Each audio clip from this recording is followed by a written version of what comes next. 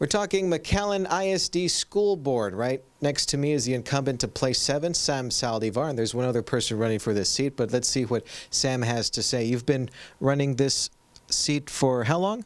It'll be 8 years in May, so pretty much election night will be my 8th year. And in those 8 years, what have you brought to the table so far? So far, I've brought a wealth of knowledge and experience, being a leader and a management person for a big corporation for over 32 years, 36 years with that company. I've served the city in many capacities on various boards, advisory boards. Probably the most well-known is the Community Development Block Grant Advisory Board. I was on that board for 8 years, 4 of them as chair, and began to work with a lot of different projects with the school district at the time. Probably the most notable are pavilions that we installed throughout the city and playground sets as well, and this was 15 years ago.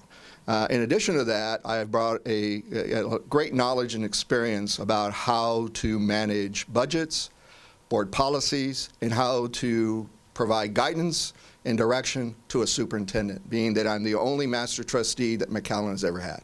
Wow, very impressive. Now, in those 8 years, you're running for re-election. Do you have any unfinished business or anything that you want to, anything that's keeping you in the seat that makes you want to keep going on the school board? I'm glad you brought up that question, and absolutely. We have a strategic plan. Our community spoke loud and clear that they wanted a certain direction for our school district to go in order to provide every child a quality education. And so I'm running and seeking re-election to fulfill that promise of fully implementing that strategic plan. There are various components. There's 7 strategies. There are already advisory boards on all 7 of those happening within the district.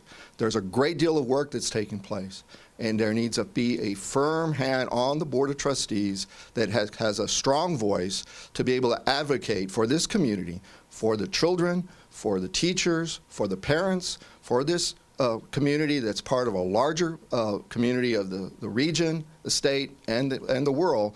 And you need somebody that has worked with local, state, and federal agencies and governments, leaders throughout, about how to effectively implement a very purposeful strategic plan for this community. And I believe that I have the skill and knowledge and that experience, as I've proven over the last 7 and almost 8 years on the board.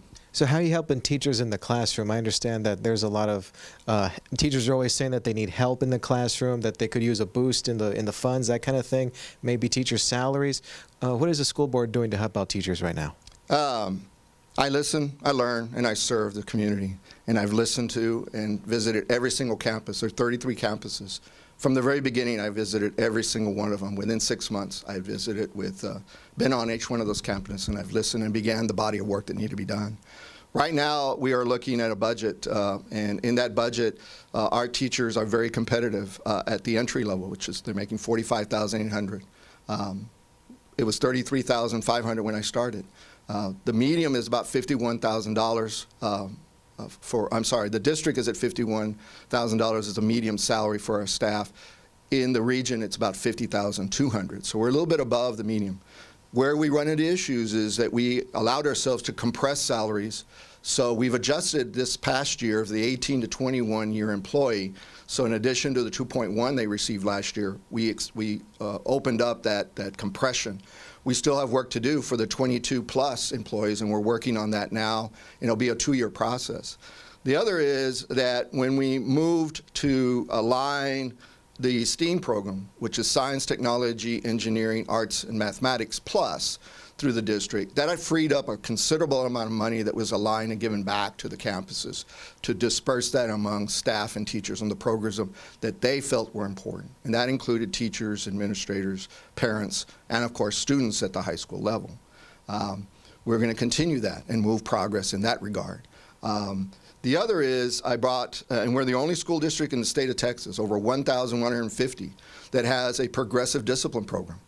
And it's not just in regulation, which there are 5 other school districts that have it in administrative regulation. I felt that it was important that we have a progressive discipline process, a fair process for teachers and staff in our board policy. And so we're the only board that has it in board policy.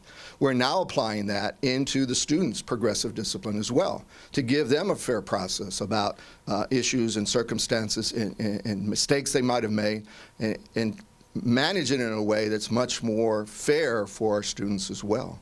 So I've looked at benefits. We've held the salary, everybody's talking about health insurance. And across the nation, they've raised it exponentially.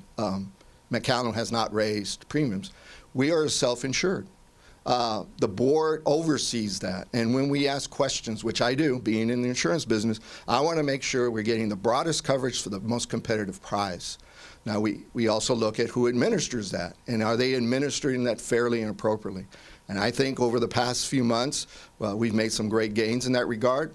In the previous years, we were able not to take the premium the last month of the year, which was December. Unfortunately, this last year, we were not able to make the three main criteria. And so we put criteria there for a purpose because, again, it's a group insurance, so everybody's a participant. And when you impact significant medical conditions that need to be addressed on an individual basis, you need to weigh that in as to what you can or can't do going into the future. And we've done that very purposely. And I think I played a vital part in that regard to keeping those premiums down. I got to bring up one of the more controversial issues that has hit McAllen ISD in a while was the bond, the rather large $330 million bond. And what side of that vote were you on? And if that were to come up again, would you still go the same way? Well, we asked the voters. It was $297 million what we asked the voters. And the idea was that all 33 buildings would have some level of degree of refinement, refurbishing, and the like. There was only one structure, actually two structures, one structure that was being included in that, which would have been for the IB Early College over by the Lamar Middle School campus near South Texas College. And the other structure might have been, if the voters had so approved, was a field house over at the stadium, which frankly was not originally part of the Facility Forecast Advisory Committee's recommendation. That came later. But the fact of the matter is we've moved on. And it's important for our community to realize that it's behooving on a board of trustee to not even discuss a possibility of of requesting funding like a bond until all the facts are known, until the body of information has been provided. And we're waiting for that from our MGT of America report, which the Board of Trustees requested back in July of 2015 that was reasonably necessary to evaluate our total operational systems. Case in point, we did not have a maintenance plan for the district. We did not have a facility educational purpose plan for the district. Districts our size or larger do. So that will be a component that when this report comes back, we should have that information. And more importantly, they will help us at no additional cost to create a strategic facility use plan for educational purposes going into the future.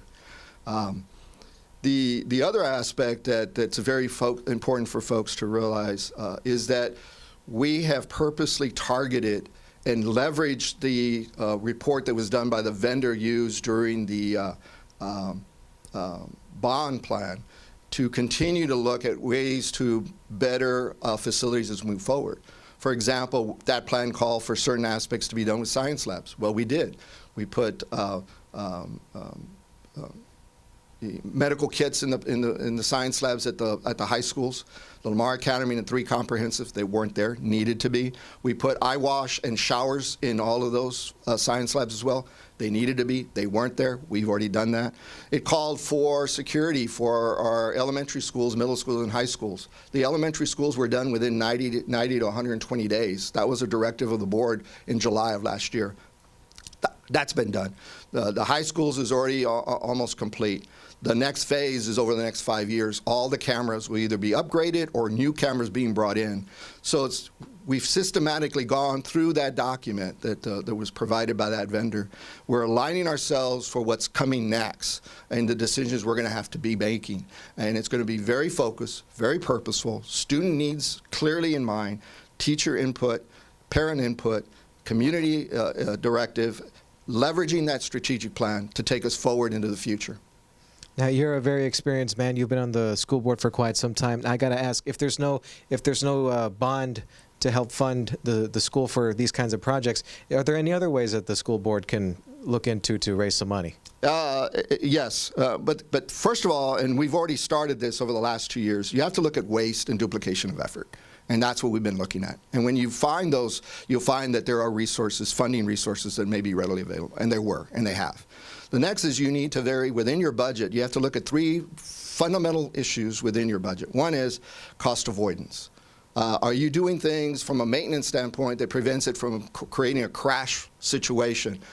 And therefore, it's costing a whole lot more money. Case in point, air conditioning units. We now have a 5-year plan to replace all air conditioning units and cooling systems throughout the district. That's a cost avoidance, because once you get those, you get your warranties in place, and we're going to monitor those warranties, and it prevents you from having issues down the road.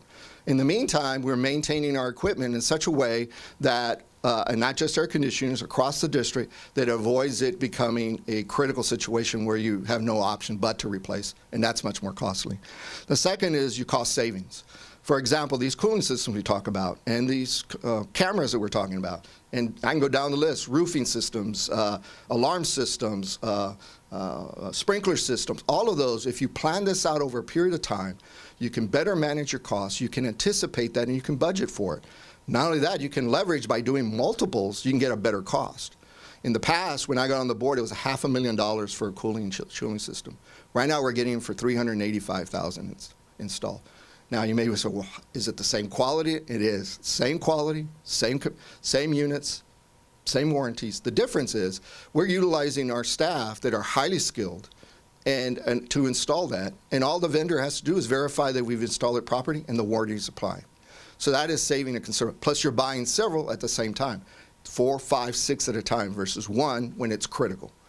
The third element of a budget is you look at expense management. You start asking questions about, is this the best way to approach it? Is there another way? Is there a way to look at the funding streams that we have now? So that's another component. Now, to get to your bottom of your question, is you now look at revenue streams. And what we did in the board, and this was done back actually in 2014, is we put in the board some policies in place that talks about advertising and marketing. That when you utilize your scoreboards, starting with the one at the stadium, to generate revenue, it can self-pay for whatever improvements you may have for that unit, the scoreboard itself, and maybe other needs that may be in that facility, such as the stadium in this case. And we have already started to do that. In fact, other districts throughout the United States are looking at what we're doing to generate revenue going forward. And it has to be very focused and purposeful, and that's being done throughout the district. One of the things I'm very proud of is I brought McAllen Education Foundation back. It had been dormant for 7 years. And so when I was board president the first time back in 2011, 2012, it was one of the first questions, because thriving school districts have education foundations aligned with them. And it helps you connect to the community much more effectively. We have a very engaged, very focused, very knowledgeable group of people that care about McAllen involved in McAllen Education Foundation. In addition to that, I've spent a great deal of time of building relationships as I started when I was working with the city on advisory boards with the various components in which funding from the city can help us. And so we pull our money together in doing so. The stadium's case in point. That was a $5 million renovation. The school district put in 2, the city put in 3. And we were able to showcase the games of Texas there. And if you do that systematically with parks, land use, you talk about buying equipment such as playground sets. City participates in half, we participate in half. Pavilions, lighting on our schools. We're now looking at Brown Middle School, putting lighting in a track there, and we've done that throughout. And I had a big part of that over the last 15 years, starting with the advisory board and now moving into the school board. And I want to continue to do that. And now you work with the McAllen Economic Development Corporation, of which I attend their monthly meetings and explain to them what the district is doing, but more importantly, how they can help us to create opportunities for our people to have internships, to have pathways to careers, to look at businesses that can come into our area, and our children are getting the skill knowledge that they need, the licenses of which, or certifications, of which we have 2,600 last year with 1,500 graduates. So each one of those children was coming out with a license certification that made them job ready, career ready. So how do we bring in business and the like and help our children segue into that almost seamlessly? Because in the end, what's education for? but to provide them to be self-sustaining individuals in our community so they can start their own families, so they can start their own businesses, so they can participate in various activities that this community has to offer. And when we're talking about community, it's not just McAllen, it's the entire region, because McAllen now is part of a metropolitan area, the 5th fastest growing in the state of Texas. And I think McAllen ISD is at the center of that and will continue to be the leader if we continue to have conversations and dialogues and building relationships throughout. All righty. Do you have, we got one more minute if you want to tell the folks at home why they should vote for Sam Saldivar for McAllen ISD School Board Place 7. This is a very important election. It is a pivotal one. We have a strategic plan, a lot of information there, a lot of body of work. It's a lot for any one school district to do, but we've chosen to undertake that. And I will be an advocate to continue to leverage that strategic plan in all its various components to support the 4 goals: student achievement, student focus, people development, facility priorities, and financial priorities. So Monday, April 24th, starts early voting. When you go into the polls, look at my record, look at what I've done, look at what I have continued to offer, and please vote Sam for 7. Thank you. That's Sam Saldivar running for McAllen ISD School Board Place 7. Our guest on 710 KURV. Thank you so much for your time. Thank you very much. Appreciate the opportunity.